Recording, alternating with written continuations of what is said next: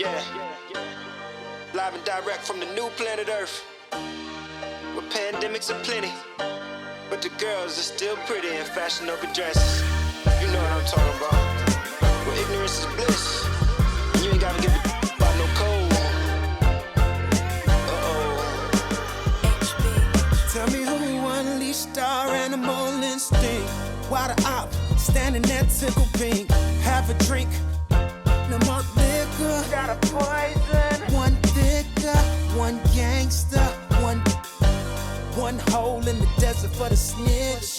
What happened to the cold? What's this? Ladies and gentlemen, welcome back to the Franchise Podcast. I'm Joe Rigo, and with me is my partner, my brother, the man that gets on my nerves more than any person in this world. Yes, TQ. Wow. Talk about a damn intro. With friends like these. You know what, though? It's good to see you. I know. Yeah, no, I don't try to butter it up and make it sound better now. That was a trash intro. Yeah, you know what? It's just, you know, it is what it is. But look it, I haven't seen you. I know. It's been a minute. The last time we did a show was Halloween. Yeah. You know, and we had a couple guests with us. Yeah. You know, but the world's changed a lot since I'm about then. to say we skipped a week because of some things that happened on that Absolutely. Too. And man, you know, America has chosen a new king, ladies and gentlemen, and his name is Freddie Freeman. Viva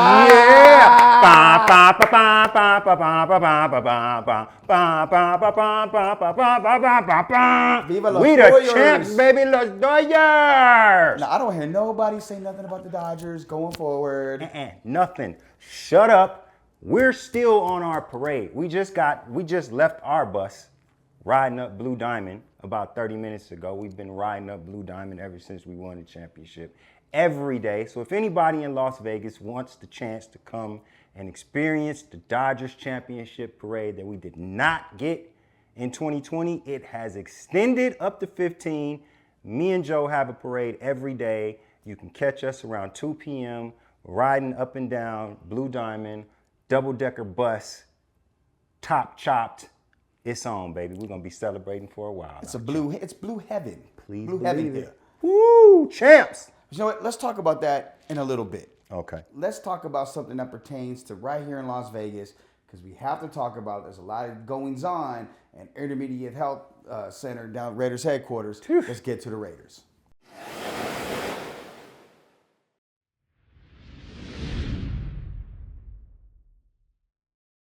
All right, Squeeze. So last time we did the show, we were talking about whether or not the Raiders should fire Luke Getsy, whether or not Antonio Pierce's job is safe, what moves would be made, wouldn't be made. And boy, were there some moves. Luke Getsy and two other coaches fired, released. And Scott Turner, former UNLV quarterback, and his pops coming out of retirement, Norv Turner now, is going to be running the Raiders offense. I'm going to give you what I think first, and I want you just to take it from there. Cool. I think these were sacrificial lambs, and this now every coach on that staff are coaching for their jobs going forward. I mean, if you look at all of the chatter out there, I mean, you could be right. I hope you're not right. But odds are that you are, because it's the same old revolving door. It's the same old hamster wheel that the Raiders have been on for the last 20 years or better. There is always, to me, emotional decisions being made at the top when it comes down to the Las Vegas, Oakland Raiders. For whatever reason, there is always this false hope of being able to compete for a Super Bowl. And this team has been so far away from that for so long that, I mean, they were never close to it in the second iteration of John Gruden. They were even further away from it with McDaniels, Patriot Man, and Bisaccia. Bisaccia. Bisaccia. Jeez, I went back. All of us Italians, you know, we got names are similar. We all look alike. Yeah, I mean, like, it's just they haven't been close. You've won some games. It's felt good a couple of times. It felt good with DC a couple of times. It felt good at the end of last year. But if you think that you're going to beat Patrick Mahomes on a big stage on a consistent basis, if you think that you're going to beat Justin Herbert on a big stage on a consistent basis, even the Broncos, I've been saying this for the longest, our team is the bottom of the barrel in the division. And in order to fix that, it's going to take some patience. I've been saying this since training camp. We don't have the personnel yet to compete for championships. And to get the personnel, you have to set a foundation. A foundation is a culture. If you're going to run through coaches, every 2 years, there's a revolving door in the coach's office. It's never going to happen. We're not going to get to the point of where Raider Nation wants the team to be. What point is that? Steelers, Patriots, Niners. We want dynasties here. We want sustained winning and always competing for a Super Bowl. And the more you continue to make emotional hires and fires, the further away we're going to be from that.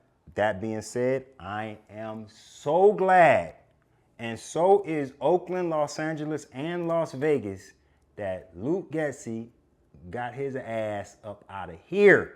He should have never been here in the first place, and he is the #1 problem for this team. Let me ask you a question.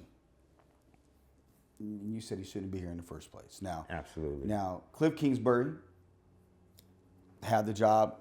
Whatever reason, things fell apart. If it was not, they wanted another year on the contract, or if it was some money, whatever the case may be, right? Yeah. Or maybe just Washington gave him a better chance because he knew he was going to get a quarterback, and getting a guy right now that's the front runner for Rookie of the Year. I think that's the answer. Okay. But after that, you look at, they hired Getsy, Shane Walden, who was the Bears. He also gets fired. He's the Bears offensive coordinator just a few months into the job. You look at the guys that were available, right? Yeah. There really wasn't a bunch. Eric Bieniemy, if you guys are following college football, you would see UCLA's offense is not great. And I don't think you find two bigger EB fans than the guys doing this show. Absolutely. So, and he's the one calling the shots there. Yeah. So I look at it like there's not a lot Personnel's of. got something to do with it. You got to have a quarterback, man. You got to have a quarterback. Okay. I It's don't the same. disagree with that. Come on. So I mean that I get where you going. You're saying he was probably the best of what was left. Well, yes, and what I'm saying is Raider Nation, in particular, when it comes to this season, has a problem that they keep going back to. And that problem is, well, we should have traded up for a quarterback. Oh, man. Well, come on, man. that wasn't going to happen. And here's the bottom line. The Bears are not moving off Caleb Williams. No. Washington wasn't going to move off Would Jaden you Daniels. have? Would you have if No, you were watching? neither one. And then the Patriots said on the Hard Knocks, if you watch Hard Knocks, the New York Giants offseason, Elliott Wolf, their vice president of player personnel, general manager, flat out said, unless it's a earth-changing, franchise-changing offer, we're going to stay put and take a quarterback. So the top 3 guys were going to be gone. Yeah. So you weren't going to get the quarterback there. Michael Penix being drafted by the Falcons, I believe, threw everything off. monkey wrench. Into sure. everything. But other than that, like you were kind of gonna get what you were gonna get. In this case, it's the best offensive weapon, and they got us on pace to catch for 1,000 yards. I didn't have a problem with that. Once Penix was gone, I felt like it was all about best available. It stung me a little bit because I'm a defensive guy. Mm-hmm. I wanted to get a cornerback there. But hey, Brock Bowers is the truth. Brock Bowers was the truth in college. You can look at the Georgia Bulldogs this year and look at them last year, and you can see who's missing big time. Facts. So that was a great pickup. But the bottom line is, if you look at how great his season has been thus far, imagine if he had a quarterback. Well, and that's the thing. I think the thought process was the Raiders, if I'm speaking as a general manager, if I'm speaking as Tom Telesco, we bring somebody in to be a bridge guy potentially that we can trust to keep us afloat if our young guy isn't prepared or goes down, in Gardner Minshew. Yeah. And there wasn't, obviously the rest of the guys after that first round weren't guys that the Raiders thought. And you look at this draft class too that Tom Telesco's put together. they drafted really well. They did. That is a bright spot for the team I mean, this they year. have their center of the future playing right now. Absolutely. And then take it one step further, he didn't, and I'm not disparaging Devontae Adams because I would never do that. Oh, we know. Okay, I won't do that. But he traded Devontae and got the Jets to eat that entire contract while getting essentially a third-round pick for him when guys being moved to the deadline weren't getting. They're getting fourth-rounders, conditional picks. So he's done a really good job of putting this team together. And I'm going to speak on something real quick. I didn't even tell you about this. There was an article that came out by a grifter, nobody's uncle. Nobody's uncle. That all of a sudden wants to talk all this about Devontae. We've known since he's been here, this has been a problem, and then try to chronicleize, whatever the word is. Try to Chronicle. Yeah, he tried to put it all in order, the issues, and then try to say that he had a problem with DC, which is not the case. So, like, when I see stuff like that and it comes out, if you know that, put it out. Like, have some stones and be a man and put it out. I know we would. Yeah. You know what I'm saying? But at the same time, like, back to Telesco, he does all those things, and he's done all those things drafting-wise, and even the free agent signings. They've all seemed to work out for the most part. Yeah. So I don't think he's a problem at all. And that's the one person. Absolutely not. I feel like very confident in him and Champ, very confident in their seats in that building. Oh, I agree. I agree 100%. I look at them being in the position that they're in the same way as I would look at Gardner Minshew had we been able to draft one of those quarterbacks, right? This is the person in the room that's done it before, right? AP has not done it before. So when you go and you decide to hire a first-time head coach, you believe that's supposed to go 100% smoothly? There's supposed to be no mistakes? I hear all of these people clamoring, from media people to damn cameramen that I'm standing up trying to damn shoot, and they coming up, man, what do you think about AP? Like, come on, man. Like, come on. Last year, what was everybody saying about AP and the culture? Let him finish. Let the man finish. At the time when it was him, in my head, I felt like it was him versus Harbaugh, right? I'm just saying that is what I put in my head as, if it was me, do I want to swing for the fences and get Jim Harbaugh, or do I want to give AP the chance? Now, I'm a Niner fan. I've had great success with Jim Harbaugh. And the Chargers are having success this year. I'm saying, the Harbaughs are football royalty. They know what they're doing when it really comes down to it. My thing about AP is a reset of a culture in this particular city. And we do not have enough of a view of what that is and what that can be. The man has never done this job before. Let him take his lumps while he doesn't have a team that can compete for several reasons. On the offensive side, you have no quarterback. Your line leaves a lot to be desired, and your running backs ain't there. On the defensive side of the ball, there's a ton of injuries. So if you expect for a team in this position to be able to compete with Patrick Mahomes and Justin Herbert, it just ain't gonna happen, man. So this is the time where you let him and his staff take their lumps. The best thing, I know we all hate it, but the best thing for the Raiders to do is lose. Lose out. I feel what you're saying. But just lose, baby. That's it. Okay, but hold on. I'm going to play devil's advocate. I'll bounce a couple things off of you since you brought up the Niners, right? Simple yes or no, does this at all remind you all of Mike Singletary's hiring? Not as much. Not as much. I see where you're going with it, but not as much. Okay, so with that being said, now build the culture and things. The Raiders had a team meeting a week ago Monday, and in that meeting, players and coaches talked about lack of accountability. They talked about how there's not enough discipline and structure. Things are disorganized. Practices are all over the place. Everything's on game day. That falls on one person who has 3 former head coaches, now a 4th in Norv Turner on his staff. Tom Coughlin, Marvin Lewis, Joe Philbin, who's now working with the O-line, and now Norv Turner. So you have the largest staff in the NFL with 26 coaches on your staff. At some point, there is no firing other people if you're him or if you're Mark Davis. I hired you based off you were putting this culture in place. And it looked like it, but now that you have the full keys to the ship, it's just not happening. I'm not seeing what I need to see. I'm seeing star players wanting out. I'm seeing players that you would have cut last year if it was a different name, being suspended a quarter versus being suspended for even further. I'm not seeing the same consistency from you, but I see you on social media. I see you stirring the pot behind the scenes. If you're Mark Davis, are you going to be like, wait a minute, I've given you all of this. I've allowed this to. What you haven't given me is time. But if I'm seeing this, why would I want to give him more time? What do you have that's better? Hold on. What do you have that's proven better? I'm not talking about somebody's OC. Mm-hmm. What do you have that has proven themselves to be better than what he is now? Okay. The greatest football coach of all time is out there in Bill Belichick.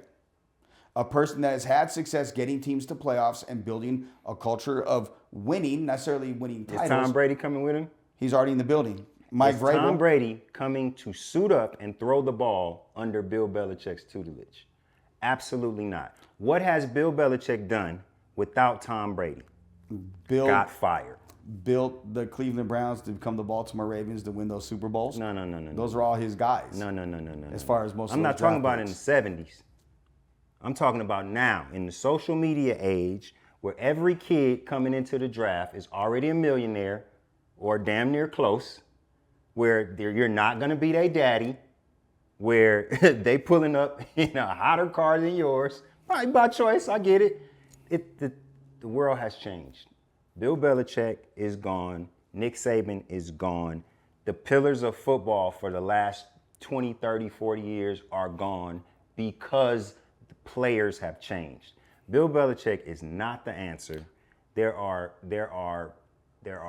players in college and across free agency right now that would look at coming to Las Vegas, playing under AP in that stadium as a tantalizing possibility. Well, as soon as Bill Belichick walks in the building, they're going to walk out. Let me be very clear. In my Bill Belichick voice, I don't think it's going to happen. Because, It's not going to me happen. and Tom Brady, I don't get along too well. Yeah, I don't know why you even brought that I'm up. probably going to be the next head coach of the New York Giants anyway. I'm saying, that's what happened. But I don't know why you brought it up, I bro. do have a guy named Mike Vrabel that's out there that has good success, and he can What bring has he done? Arthur Smith. And What has he see done? Arthur Smith is what he's done in Pittsburgh with their situation. And hey, if the Done Raiders nothing. did want to go, and here's the other thing, if the Raiders did want to go a veteran route in quarterback, let's say they weren't able to draft Shedeur Sanders, and I think wants to be a Raider. I think there's a lot of subbing on his social media every time the Raiders lose. Thank you, God. With Oh, you're talking about exclamation Shedeur. mark. Oh, yeah. Yeah, but at the same time, if they wanted, let's say they weren't able to get Shedeur and they wanted to build from the inside out to interior lineman, or maybe Genty as a running back, Russell Wilson's about to be a free agent. You see what he's doing in Pittsburgh right now. You want a bridge guy, that could be a bridge guy for a couple years. Pittsburgh's going to the playoffs. Why are they going to let Russell Wilson go? They may not want to pay him. They don't have to pay him much. He understands what he is. Russell Wilson knows he's not getting another huge payday. Sierra don't know that. Nobody cared enough of that, man. Russell Wilson not going nowhere. And if he stays where he is, he may end up being a Super Bowl champion again. The Steelers are the anti-Raiders. The way that they run their business, the way that they run their organization, and I hate this. Do you think that's by design? My dad is a card-carrying, a yellow towel-carrying Steelers fan back from day one. I cannot stand them. But if you're looking at how your organization should be run from top to bottom, Absolutely. they are the standard. Yeah. And these people have had 3 coaches in their history. Noel, Cowher, Tomlin. Always success. Why is it so much success? Culture. Why are the Patriots losing right now? Well, number one, you don't have Tom Brady no more. Number two, you got to reset the culture. All of those players got old together, retired together. Now you got one of them who's the coach. Why was he picked to be the coach? So that the culture can continue. The point that I'm trying to make is that the Raiders have lost for so long that you have to relearn what it takes to win as an organization. And it's not just winning in spurts. It's not just winning off of the emotional roller coaster of a coach getting fired. So the team bands together under somebody and wins a couple of games. That's not what it is, man. It's sustained excellence. The times when the Raiders have won, it was because of sustained excellence. It used to be all over LA. That used to be our slogan, a commitment to excellence. Do you remember that? I remember those billboards, side of everywhere. Walls, car dealerships. All over the place. Yes. You ain't seen it since. Because there is no commitment to excellence. And it can't be a commitment to excellence if you're changing coaches every 2 years. Raiders need a quarterback, and until you get one, I don't really feel like you have a good grading scale for the coaching staff. Well, what I want to do is talk about a team that has culture, that has a commitment to excellence. Oh, yeah. That has championships. Oh, yeah. 2 in 4 years. We'll talk about the world champion Los Angeles Dodgers. You left this out. I'm getting to that. This is a bag. We're talking Dodgers when we come back right here on the Franchise Podcast.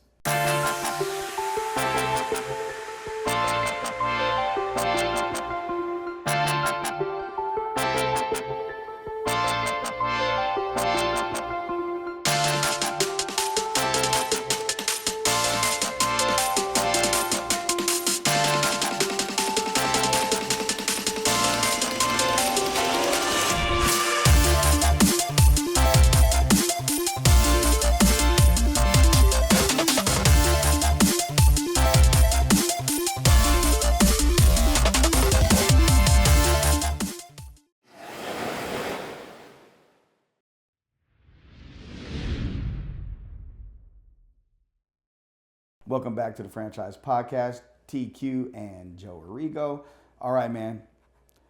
World champions. Now, we have some friends of ours that are Padre fans. I was about to say, I thought you was going to talk about Blackie, man. Talking about Blackie Robinson, but don't wake him up today. No. We're going to let him rest. Thank you. He's been partying too much with his Black and Miles and Hennessy and, man, I can just imagine what else. Newports and... Boy.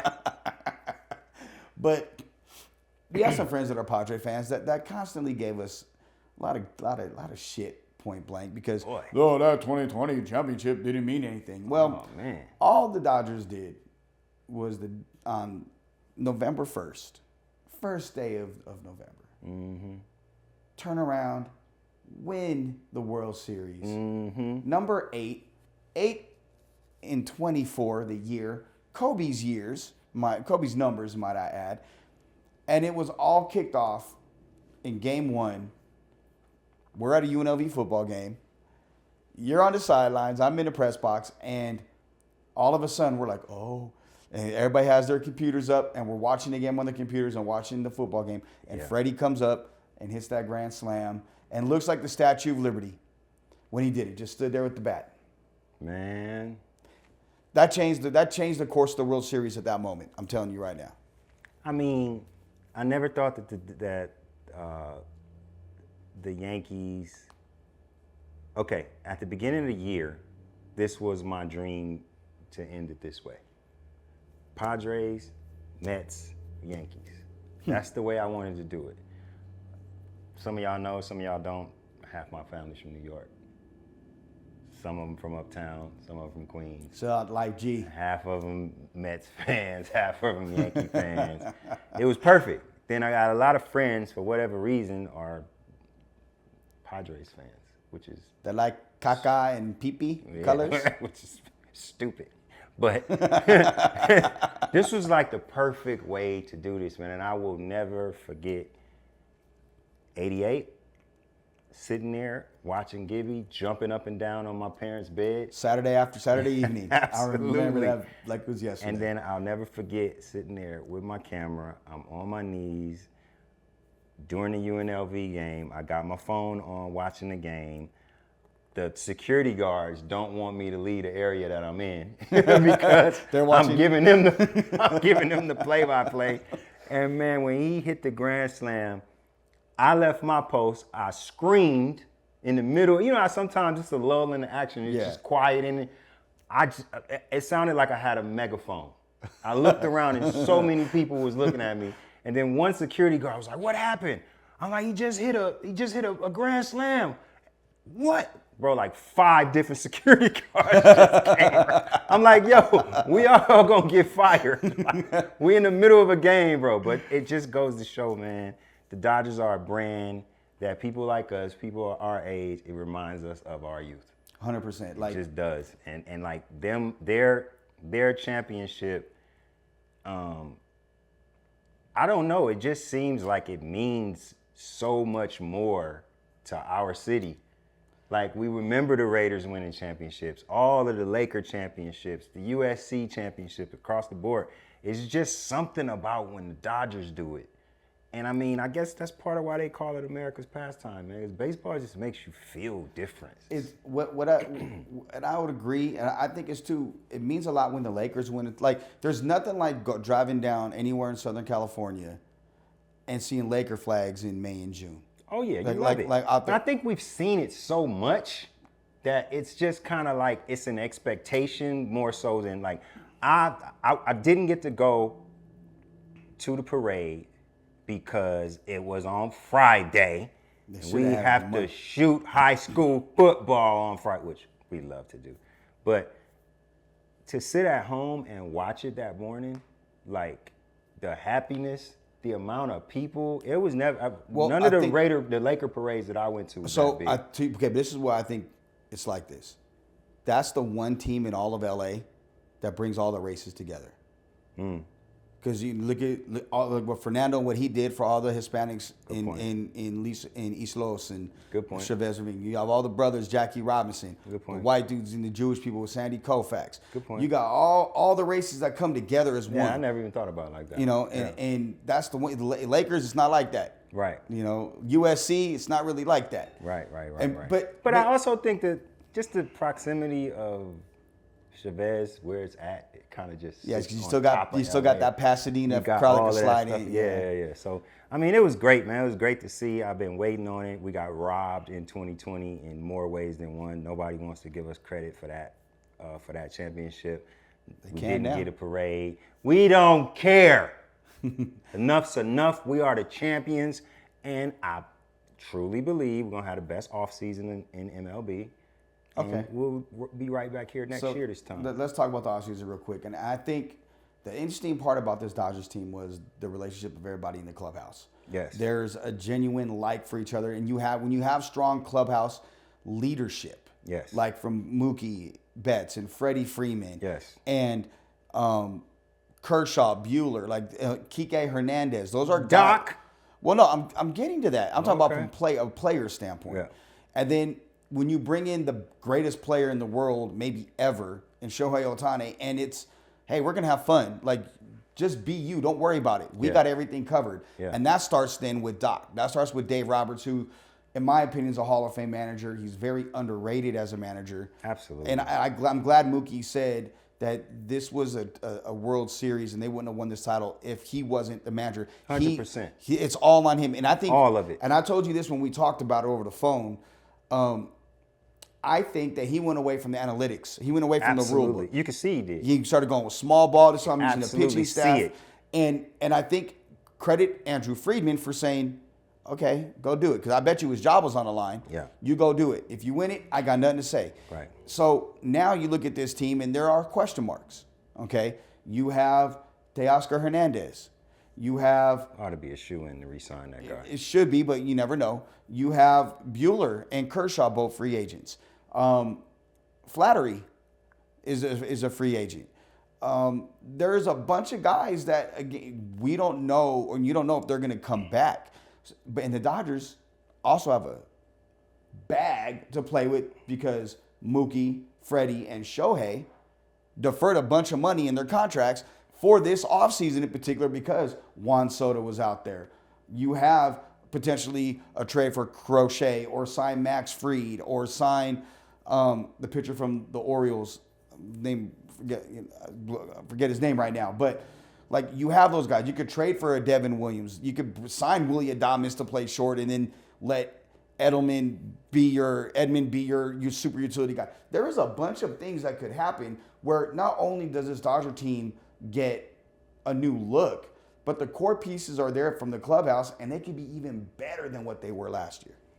Hey man, look, just give me the additions of Flaherty and Edman, and just give me my pitchers back. I don't care what else you do. Give me my pitchers, my whole pitching staff that was hurt all year. Add Flaherty to that.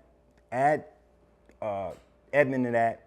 And we good. Let's go back. Let's run it back. Now, if you want to do something over and above and beyond and just like, turn into the evil empire, go ahead. I got no problem with it, as long as it ends with a championship.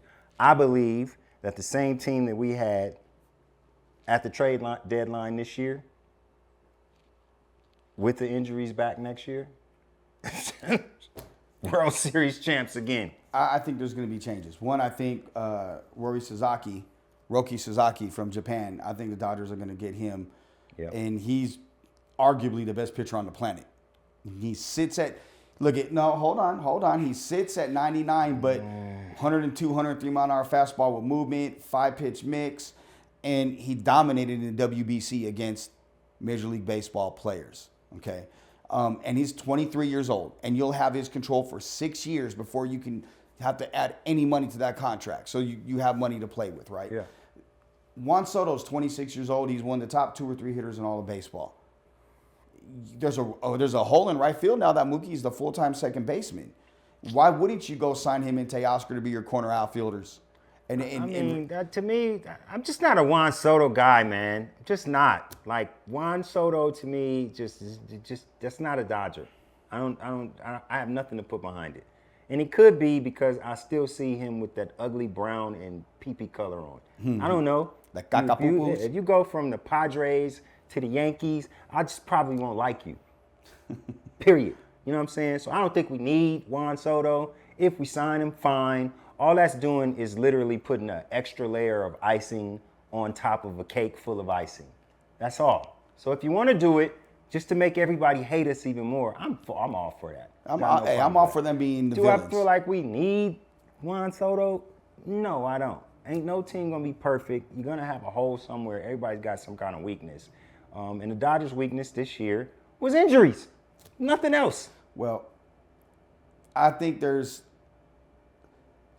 leading into the season, who did we feel were going to win the World Series? Yankees or Dodgers. Okay, I felt Dodgers. like it was the Dodgers. I didn't never feel that the Yankees had the horses to compete with the Dodgers for 7 games. I never felt like the Padres had the horses. When they beat the Padres, that was the World Series. I mean, they were playing the 2 best baseball in the Agreed. world during that time. Agreed. And the Padres shit the bed because they choked. I mean, they're not as good of a team. They don't have the clubhouse. As the Dodgers. When Manny Machado was your leader in the clubhouse, there you go. That speaks volumes, and that's what it is.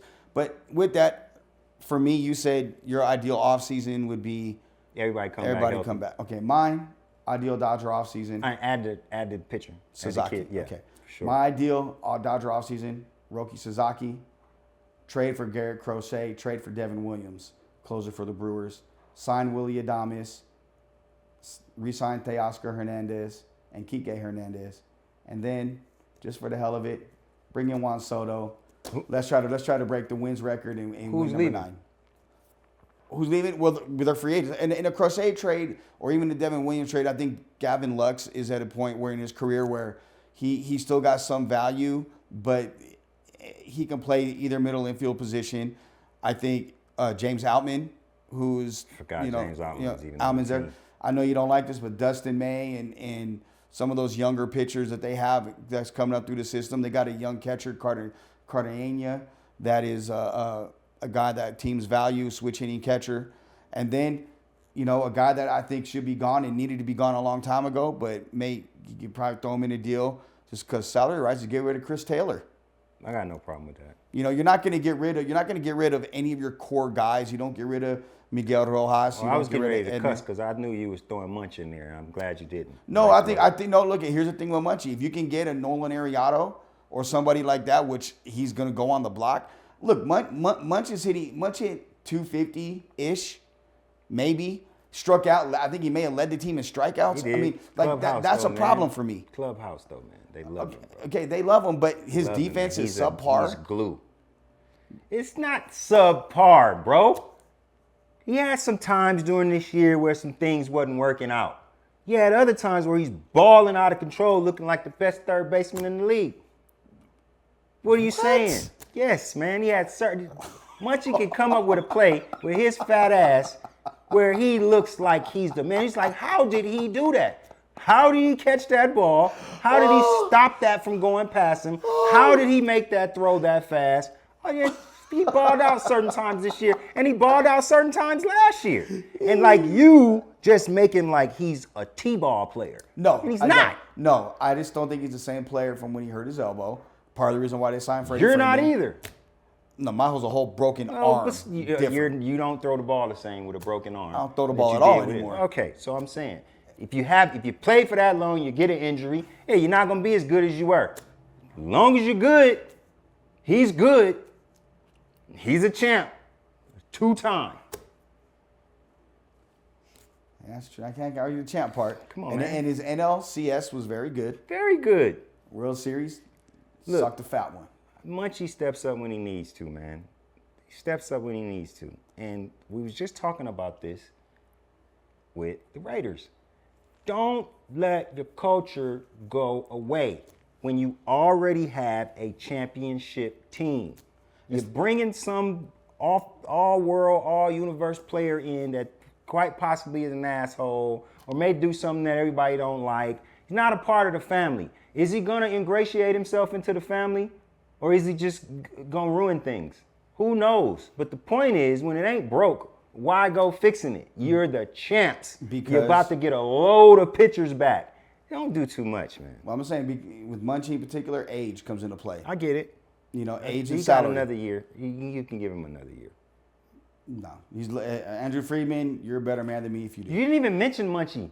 He wasn't even in your. He wasn't. Munchie wasn't even in your trades. What are you talking about? It wasn't even a trade. You asked about guys that could be moved, and he wasn't one of them because there's nobody to replace him right now. But if they wanted to go upgrade third base, he'd be guy that's more because he's not going to DH and he's not going to play first base. No. So there's no spot for you. The same way there's no spot for Gavin Lux. I understand Lux. Lux is not Munch. There's no spot for Chris Taylor. He's not Munch. And these guys aren't Munch, bro. And you talk about clubhouse guys, Austin Barnes is probably one of the best, and they brought him back. They picked up his option. For what? He's not going to catch Kershaw. And the Dodgers are going to a 6-man rotation, which is why I do think they add 2 or 3 pitchers. If one is either re-signing Buehler or Kershaw. Or Kershaw signs later, and then you get Sasaki, and then you go get either you sign Max Fried or Corbin Burns is who I was thinking of, or you trade for Crochet from the White Sox to go there because you're going to have to rest Ohtani's arm. Glass now is going to have to get some rest. Yamamoto is going to have to get some rest. But they're going to a 6-man rotation. That's what I'm saying. It helps. It elongates the rotation. Agreed. So that's why they're doing that. But it would be interesting to see what the Dodgers do this offseason. We're going to have opinions on it. I know you guys will too. Make sure you put some of your opinions in the comment section wherever you're watching this. Book it. World Series again next year, back to back. Maybe you should sing the national anthem at one of them games. Don't trip. Coming up next, Laker Talk. This segment was brought to you by National College Resources Foundation, the College Expo. NCRF is a 501c3 nonprofit educational enhancement organization whose mission is to curtail the high school dropout rate and increase degree and/or certificate enrollment among underserved, underrepresented, at-risk, low-resource, homeless, and foster students. For more information, visit www.thecollegeexpo.org today.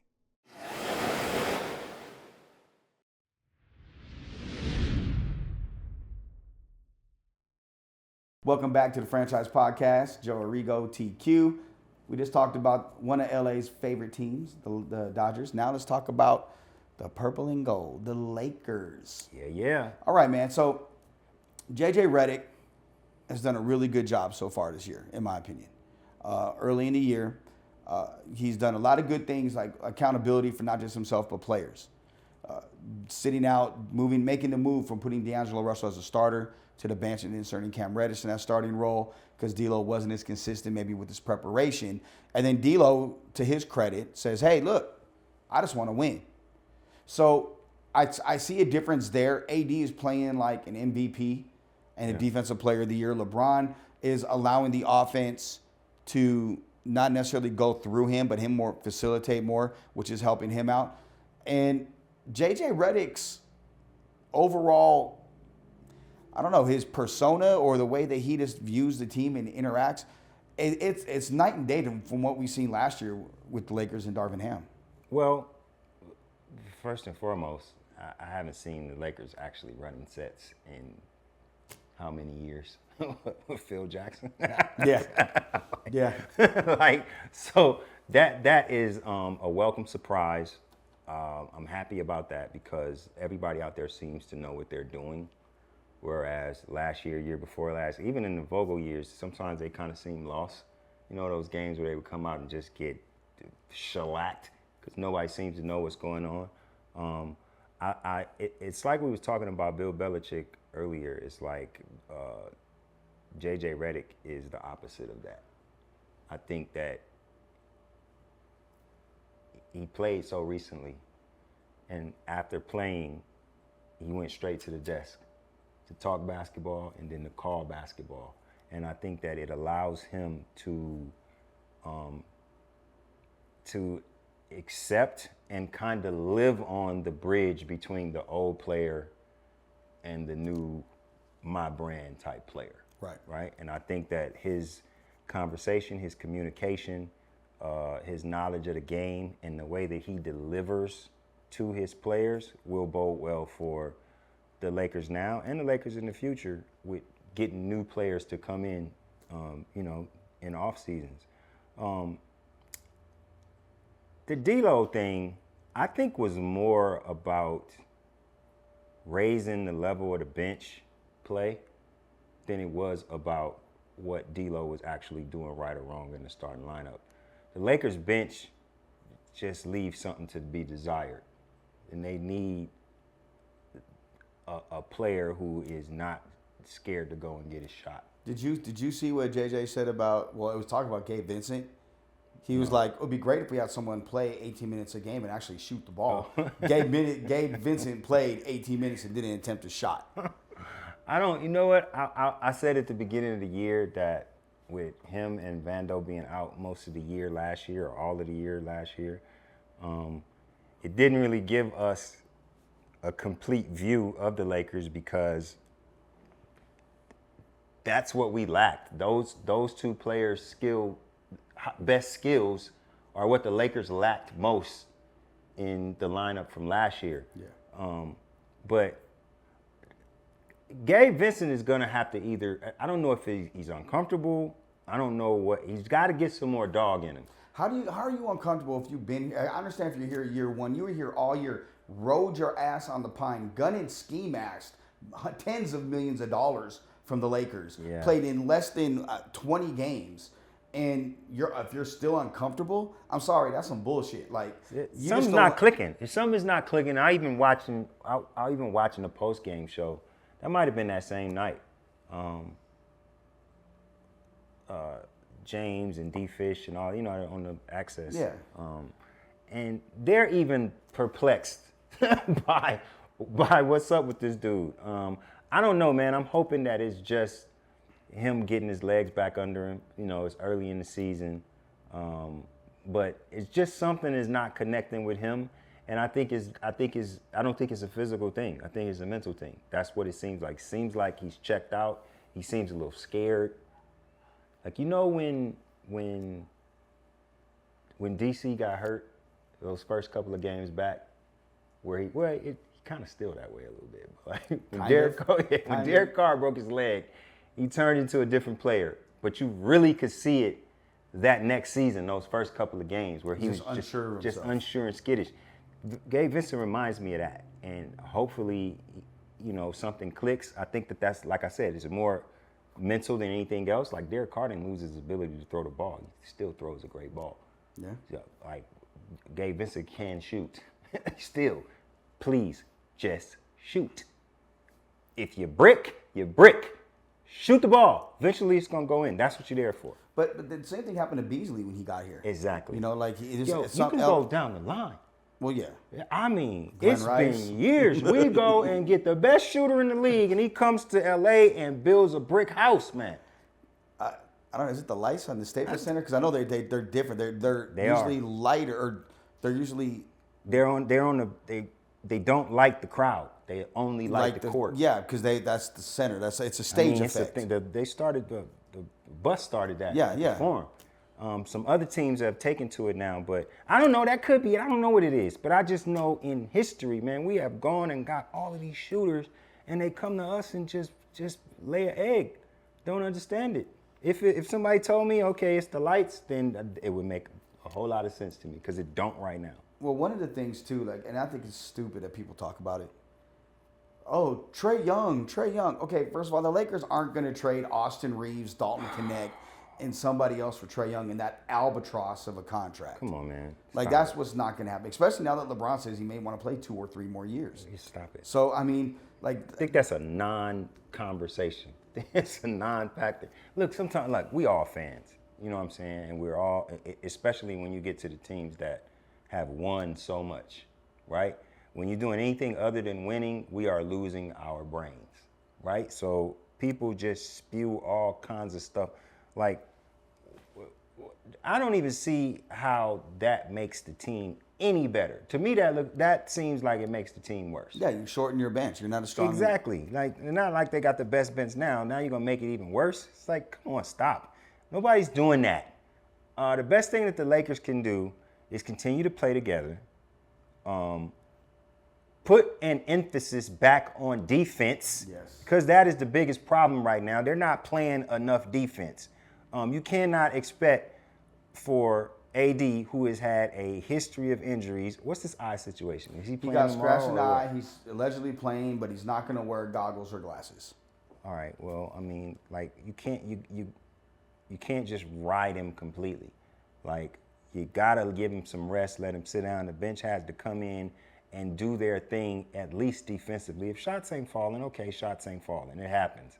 But defense is about effort. You just said this earlier. It's like, at this point, you know, you're an NBA player. You know how to do this.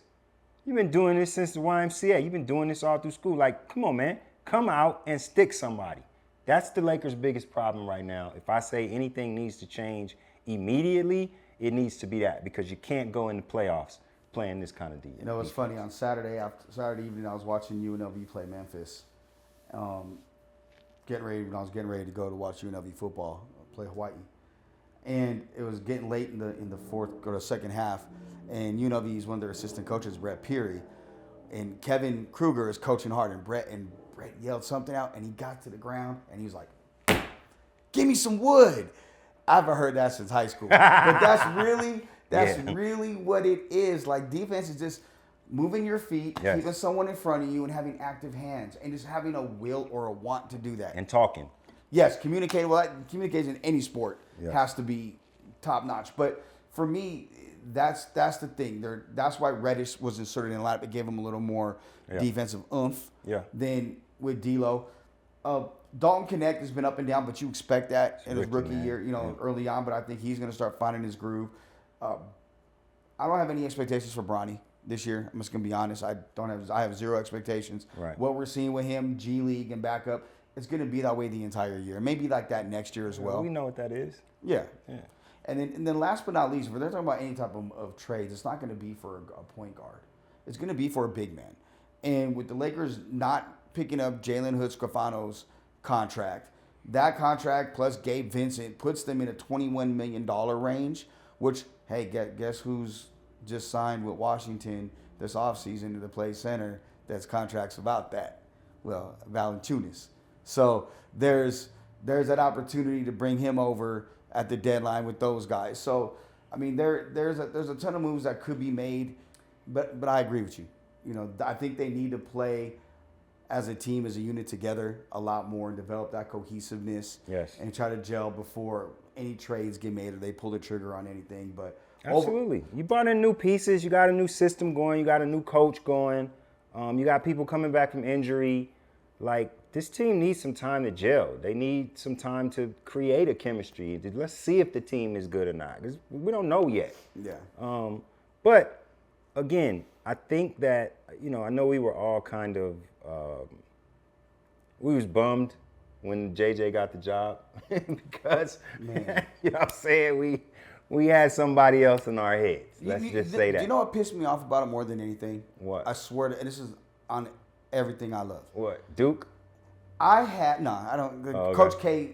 Coach K's co-signed for him. That's good enough for me. All right. I had 4 days worth of work done in an article about Hurley, ready to go. I mean, I had quotes from people. I sat home all weekend just waiting for literally wasted 2 days of my life waiting for the Lakers and Hurley to make a damn decision. And I wasted 1 day editing it.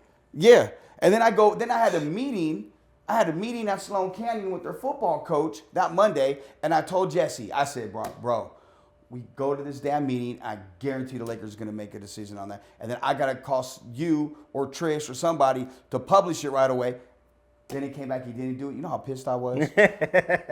I was so pissed. That's the thing. But then seeing JJ and seeing how he's doing things now, that to me, I have a lot more confidence in what he's doing. And I like the fact that he's walking out of meetings pissed off already, or press conferences. They asked him a question, and he goes, I just answered it, and walked away. Yo, man, listen. JJ was a penis in college. Hated him. He was a penis when he played ball. He's been a penis on TV, and he's a penis now as the coach of our team. And hey, good. That's what we need. You know what? 2 things. One, covering him when I was in LA for doing stuff with the Clippers. Yeah. Cool guy. Yeah. Yeah, but so I'll say that. But when people said that he reminded them of a younger Pat Riley, completely see it. That's what you need for a Laker coach. That's what you need for a Laker coach. And he gets Hollywood too. Yeah, that's what you need for a Laker coach. Yeah. If the stupid ass Dallas Cowboys would understand that that's what they need for a coach, they'd be in a different position than they're in. Now, let me tell you, don't talk about my son now. That's prime, baby. That's prime, baby. Prime to the Cowboys. Woo, Jerry. Now, you know, Stop. Come on, man. Stop. Do not give me a headache here tonight. Your family. Listen. Coach Prime. Coach Sanders. We understand. You spent a little time with the Cowboys. Got yourself a ring. You're not one of them, bro. You're not one of them, okay? Please understand, you and your son have the opportunity to come and play football in the best city in America. You've been to the stadium. Hey, it ain't big as theirs, but it's nicer. It's newer. It's a better color. Come on, man. We see y'all in that black out there in Colorado. Coach Prime, Shador, there's one place for you guys to go. Just force it. Just force it. Be like Trump and Musk. Just force it. You understand? Just take everything, steal, pillage, run it. Get here to Las Vegas. Shador, you are a quarterback for the next 10 years. You're going to win 3 championships. Come on, man. Bring Shiloh with you. Bring whoever you want. Just make the move. Sanders family, from the bottom of our hearts here in Las Vegas, we plead with you. We need you. Come to join us here. Vegas strong. Raiders.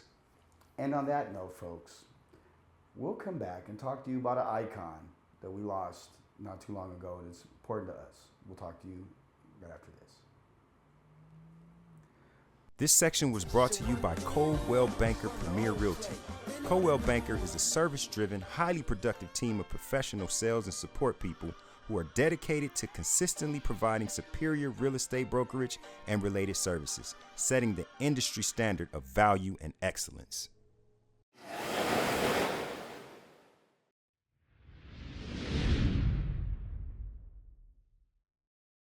Welcome back to the Franchise Podcast. Joe Arrigo and TQ. All right, Squeeze. Obviously, you as a singer-songwriter, me as radio guy, coming from the music side. We lost a legend about a week and a half ago. Person that touched many lives through music and television and movies as well. Absolutely.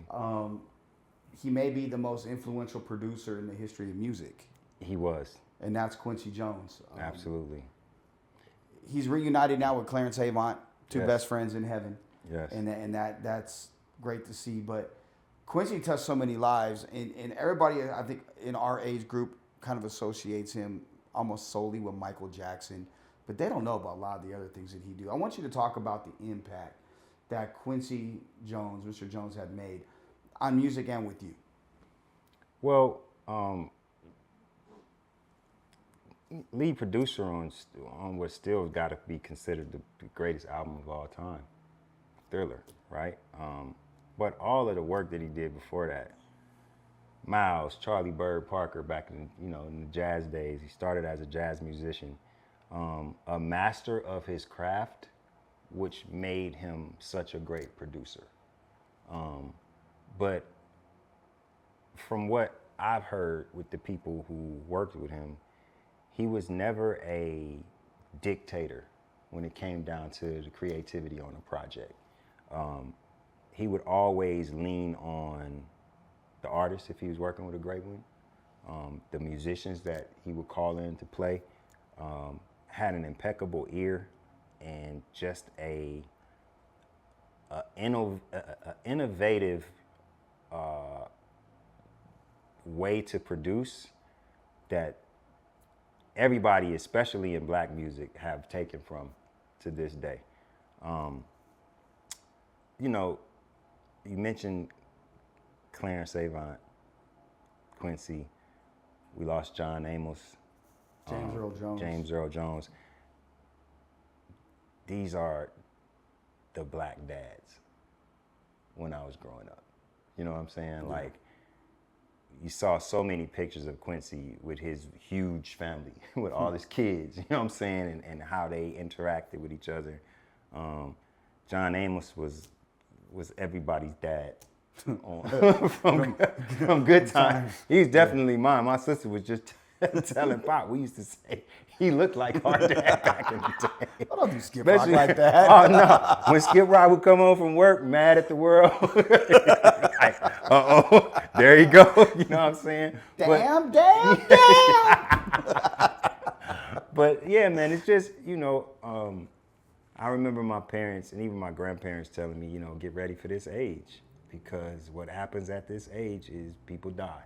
You know what I'm saying? And we're losing so many icons, and whenever, for me personally as a black man, whenever we lose influential black family men, it just hurts a bit more at this age, than it ever did in my life. Shouts out to QD3, who's a great producer himself, Quincy's son. Shouts out to Kadada, to all of his kids, man. Boy, y'all dad, he left his mark when it comes down to what I feel is the greatest art form ever created. You cannot mention the word music in the 1900s without Quincy having his stamp on it. So sad to see him go. He left a hell of a legacy. He was a wealth of knowledge to go back and just listen to some of the interviews.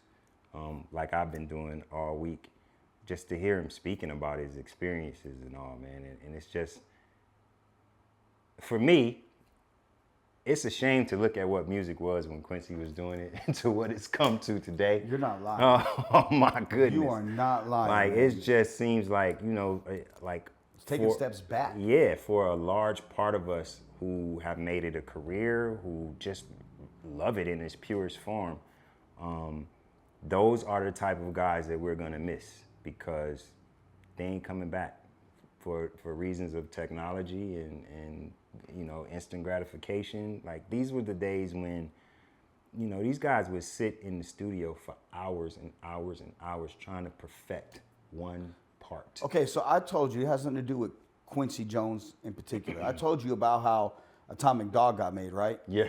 So Yeah. for those of you that don't know, basically, George Clinton came into a session and he was high off God knows what and drunk off God knows what, and they were waiting on him in there, right? Yeah. And so they, as a joke, played the beat backwards, and he went in there like, "Why must I feel like that? Why must I chase the cat?" Wow. The whole verse, freestyle the whole verse, didn't remember it and left. Came back the next day like, "Hey guys, like, let's cut this. Like, you already did yesterday." Yeah. They played it for him and that was that. But that type of production, that eclectiveness, Yes. in ear for music, you really don't hear that about that a lot with a lot of these people. And that's not to take a shot at any producers out there nowadays. No, not but it's at just all. it was different back then with the means how they had to create the music with actual instruments. Exactly.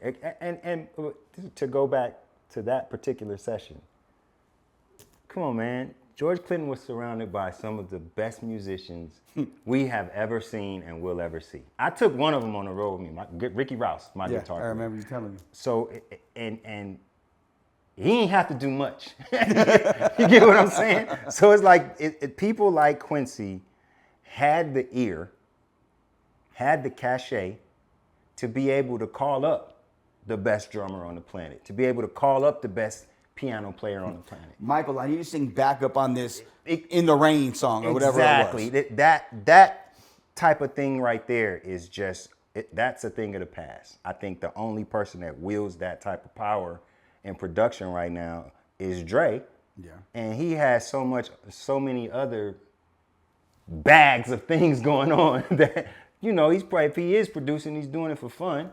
I think, him and Snoop are about to drop it. Yeah, that new or album. did Yeah, just drop yeah. it. I don't. Did it just drop? I don't know if it just came Or out, it's but coming. it's about, I thought it was about like to coming come out out in November. Yeah. Yeah, so, but I think that's the closest thing. Maybe Kanye too. Yeah. Maybe Kanye Yeah. too. When it comes down, because I guess what I'm getting at is, who are the guys that when you see produced by, It's gonna be a banger. it's gonna be a banger. Pharrell. Maybe to the masses. Yeah. That can kind of transcend different genres, and maybe Pharrell. Maybe got to throw Pharrell in there.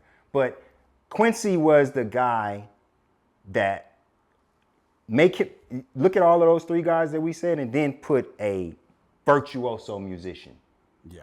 which Dre is not, Kanye is not, Pharrell is not. Quincy could play how many damn instruments by ear? Yeah. Who knows? And the thing with him, he gave guys shots. And I know it gets talked about more now, but, I think you're about 13, 14. I was in that same group when The Fresh Prince came out. Yeah. And for him to have the vision to say, "Hey, Will Smith, Right. this role is for you. Come here. No, this is your role. We're doing this." Right. And then look at how that launched Will Smith's career. Because, he Absolutely. had him and Jazzy Jeff and Parents Just Don't Understand and Nightmare on My Street. Went and to all the next level with the Fresh Prince. And then Fresh Prince came, and then he dropped Summertime. Oh, it's game where he over. took Rakim. Earth, Wind, and Fire. Yeah, the song. Yeah, Yeah. but I mean the style. Yes.